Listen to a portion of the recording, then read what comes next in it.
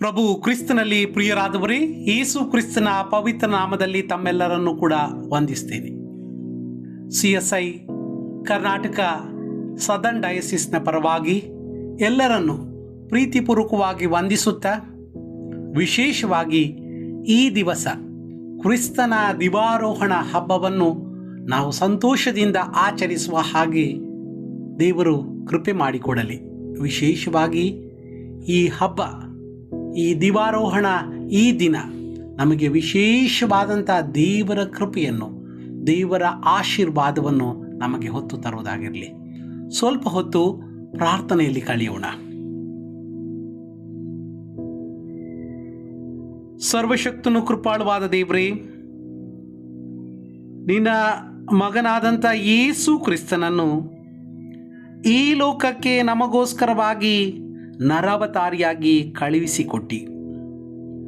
ಆತನ ಜೀವನ, ಆತನ ಬೋಧನೆ, ಆತನ ಶ್ರಮೆ, ಆತನ ಮರಣ ಮತ್ತು ಆತನ ಪುನರುತ್ಥಾನ, ಅದೇ ಸಮಯದಲ್ಲಿ ಆತನ ದಿವಾರೋಹಣದ ಆ ಘಟನೆಗಳನ್ನು ನಾವು ಪ್ರತಿದಿನ ನೆನಪು ಮಾಡಿಕೊಳ್ಳಿಕ್ಕಾಗುವಾಗೆ ಸಹಾಯ ಮಾಡು.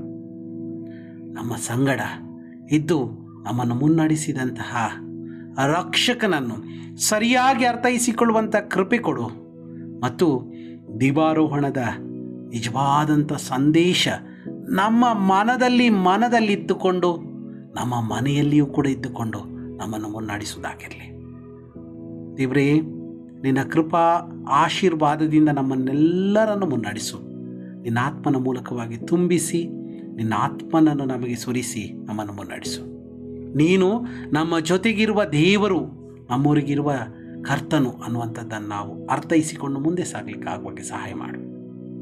ನಮ್ಮ ಈ ದಿವಸದ ಎಲ್ಲ ಕಾರ್ಯಗಳನ್ನು ನಿನ್ನ ಜೋಕೆ ಕೈಗಳಲ್ಲಿ ಒಪ್ಪಿಸಿಕೊಡ್ತೇವೆ. ನಮ್ಮ ಚಿಂತಾಭಾರಗಳನ್ನು ನಿನ್ನ ಕೈಗಳಲ್ಲಿ ಒಪ್ಪಿಸಿಕೊಡ್ತೇವೆ. ನಮ್ಮ ಕುಟುಂಬಗಳನ್ನು ಆಶೀರ್ವದಿಸಿ ಮುನ್ನಡೆಸು. ಪವಿತ್ರನಾದ ದೇವರೇ, ನಿನ್ನ ಆಶೀರ್ವದಿಸಿ ಮುನ್ನಡೆಸು. ಯೇಸುವಿನ ದಿವ್ಯನಾಮದಲ್ಲಿ ಪ್ರಾರ್ಥಿಸ್ತೀವಿ, ಕೇಳು ನಮ್ಮ ದೇವರೇ, ಆಮೆನ್. ಪ್ರಭುವಿನಲ್ಲಿ ಪ್ರಿಯರಾದವರೇ, ಎಲ್ಲರಿಗೂ ಮತ್ತೊಂದು ಆವರ್ತಿ ಪ್ರೀತಿಪೂರ್ವಕವಾದಂತಹ ಸಲಾಂ. ಇಂದು ಕ್ರಿಸ್ತನ ದಿವಾರೋಹಣ, ಆ ಹಬ್ಬವನ್ನು ಒಂದರ್ಥದಲ್ಲಿ ಇದು ಸಂತೋಷಭರಿತವಾದಂಥ ಒಂದು ಹಬ್ಬ. ಆದರೆ ಇತರ ಹಬ್ಬಗಳಿಗಿಂತ ಇದಕ್ಕೆ ಹೆಚ್ಚು ಮನ್ನಣೆಗಳು ಅಥವಾ ಜನಪ್ರಿಯಗಳಿಲ್ಲ.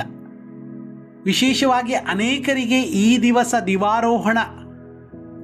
ಕ್ರಿಸ್ತನ ದಿವಾರೋಹಣ ಹಬ್ಬದ ದಿವಸ ಎಂಬುದಾಗಿ ಕೂಡ ಅನೇಕರಲ್ಲಿ ನಮಗೆ ನೆನಪು ಹೋದಂಥ ದಿವಸಗಳು ಕೂಡ ಆಗಿರ್ಬೋದು. ಆದರೆ ನಾವು ಅದನ್ನು ಜ್ಞಾಪಿಸಿಕೊಂಡು, ಕರ್ತ ನಮಗೋಸ್ಕರವಾಗಿ ಆತನು ನರವತಾರಿಯಾಗಿ ಈ ಲೋಕಕ್ಕೆ ಬಂದನು.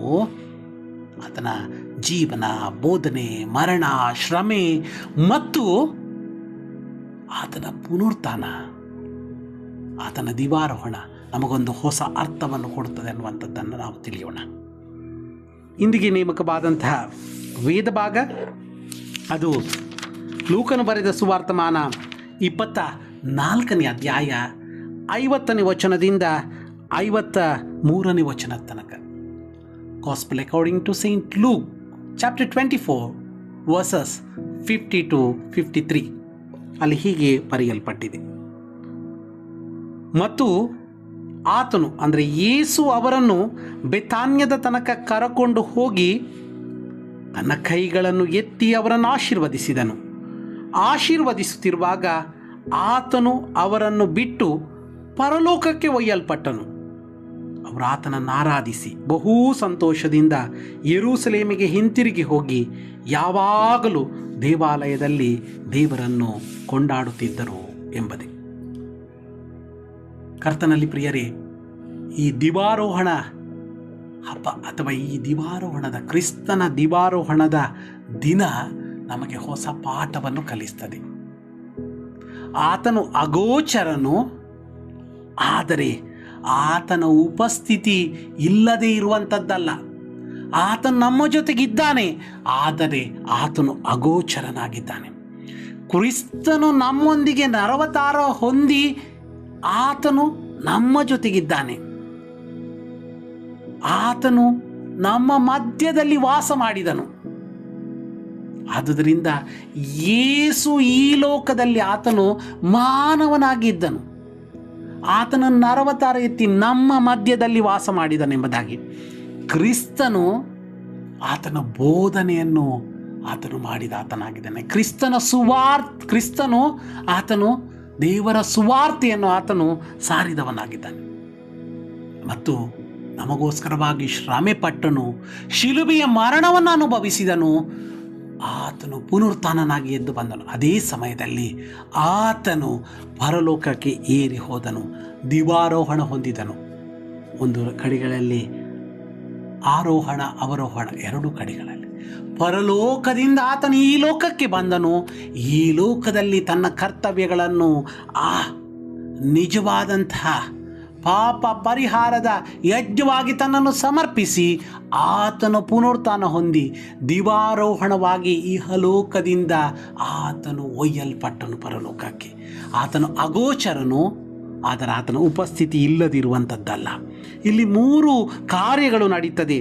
ಆತನು ಅವರನ್ನು ಆಶೀರ್ವದಿಸಿದನು, ಆತನು ಪರಲೋಕಕ್ಕೆ ಒಯ್ಯಲ್ಪಟ್ಟನು, ಅವರು ಯೇಸುವನ್ನು ಆರಾಧಿಸಿದರು ಎಂಬುದಾಗಿದೆ.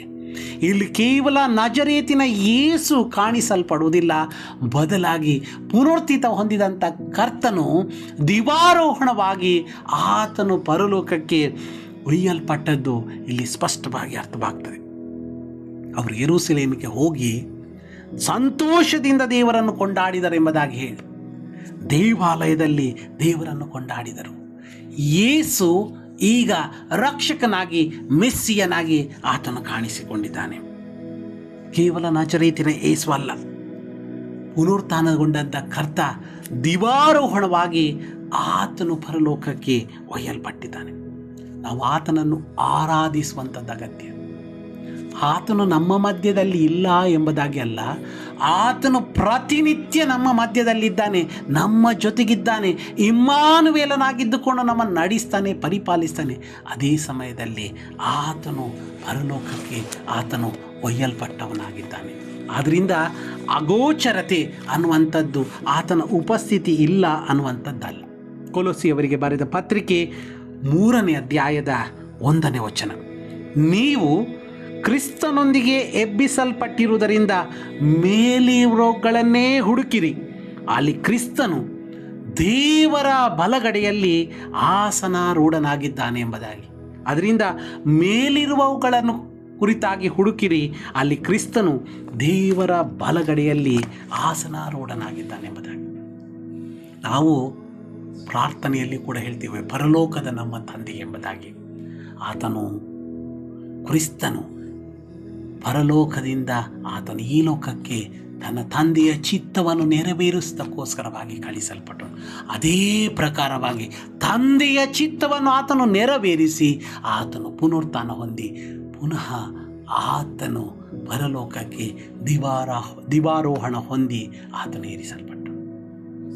ಅದರಿಂದ ಆತನಿಗೆ ದಿವಕ್ಕೆ, ಆತನು ಪರಕ್ಕೆ, ಪರಲೋಕಕ್ಕೆ ಆತನು ಒಯ್ಯಲ್ಪಟ್ಟನು. ಅವನು ಆಶೀರ್ವದಿಸನು. ಕರ್ತ ನಮ್ಮನ್ನು ಆಶೀರ್ವದಿಸುವಾತನು. ಕರ್ತನಿಗೆ ಪ್ರತಿದಿನ ಆರಾಧನೆಗಳು ನಡೆಯುವಂಥದ್ದು ಅಗತ್ಯ.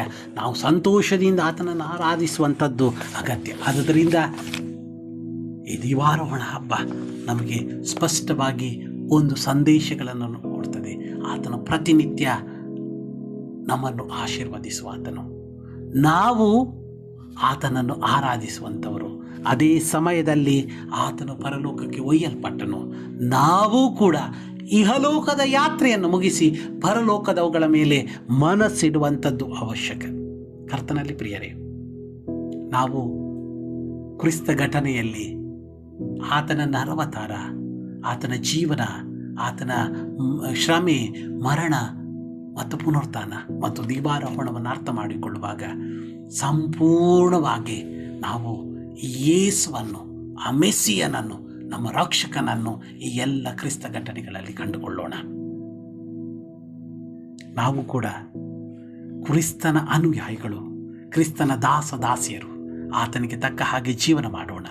ಮತ್ತು ವಿಶೇಷವಾಗಿ ಈ ದೀಪಾರೋಹಣ ಹಬ್ಬದಂದು ಕರ್ತ ನಮ್ಮನ್ನು ಪ್ರತಿಯೊಬ್ಬೊಬ್ಬರನ್ನು ನಮ್ಮ ಕುಟುಂಬಗಳನ್ನು ಆಶೀರ್ವದಿಸಿ ತನ್ನ ಕೃಪೆಯ ಮೂಲಕವಾಗಿ ಮುನ್ನಡೆಸಲಿ. ಕರ್ತ ತನ್ನ ಬಲಗಳನ್ನು ಆಶೀರ್ವಾದಗಳನ್ನು ಕೊಟ್ಟು ಮುನ್ನಡೆಸಲಿ ಅನ್ನುವಂಥ ಪ್ರಾರ್ಥನೆ. ಕರ್ತ ನಿಮ್ಮನ್ನು ಆಶೀರ್ವದಿಸಲಿ.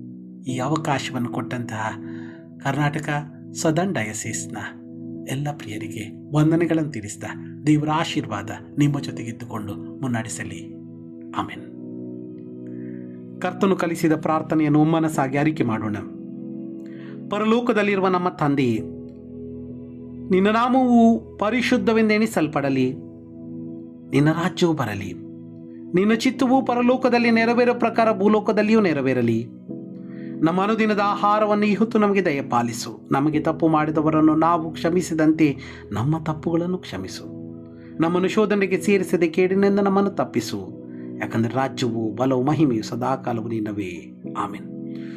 ವಿಶ್ವಾಸದಿಂದ ಪ್ರಭುವಿನ ಆಶೀರ್ವಚನಗಳನ್ನು ಹೊಂದಿಕೊಳ್ಳಿರಿ. ನಮ್ಮ ಕರ್ತನಾದ ಯೇಸು ಕ್ರಿಸ್ತನ ಕೃಪೆಯು, ತಂದೆಯಾದ ದೇವರ ಪ್ರೀತಿಯು, ಪರಿಶುದ್ಧಾತ್ಮನ ನಿಂತೆ ಸಹವಾಸವು ನಿಮ್ಮ ಸಂಗಡ, ನಿಮ್ಮ ಕುಟುಂಬ ಸಂಗಡ ನಿತ್ಯ ನಿಂತ ನೆಲೆಯಾಗಿರಲಿ. ಆಮೆನ್. ಎಲ್ಲರಿಗೂ ಸಲಾಂ, ವಂದನೆಗಳು.